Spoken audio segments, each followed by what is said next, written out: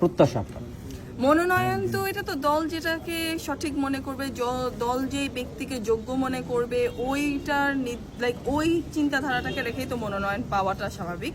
কিন্তু আমরা যদি চিন্তা করি আগামী নির্বাচন বা আগামী সরকার, যে সরকার গঠন হবে ওইটার ব্যাপারে যদি আমরা চিন্তা করি, আগামী সরকার একটা কঠিন একটা সরকার হবে। কারণ বাংলাদেশের পরিস্থিতি পরিবেশ, এটা আপনি অর্থনৈতিক বলেন, ইকোনমিক বলেন, কিন্তু দীর্ঘ 17 বছর আওয়ামী লীগের দুঃশাসনের কারণে কিন্তু বাংলাদেশের কন্ডিশন আর আগের মতো নেই। তো এখন আমরা যেই দূর সময়ে গিয়েছি এবং এখন এই মুহূর্ত যেটা আছে এটাকে উন্নতি এবং উন্নয়ন করার জন্য সরকারে যোগ্য, অভিজ্ঞ এবং শিক্ষিত ব্যক্তি দরকার। তো আমরা যদি এটা চিন্তা করি, আমার বাবা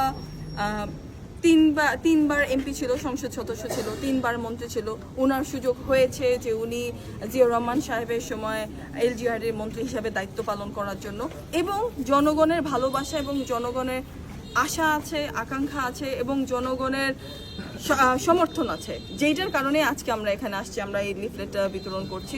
তো ইনশাআল্লাহ যদি জনগণ আমাদের সাথে থাকে, দল যদি আমার বাবাকে যোগ্য মনে করে এবং সবচেয়ে বড় জিনিস মহান আল্লাহ তাআলা যদি কপালে লিখে থাকে, তাহলে ইনশাআল্লাহ আমরা আসবো মানুষের মাঝে ইনশাআল্লাহ। ধন্যবাদ।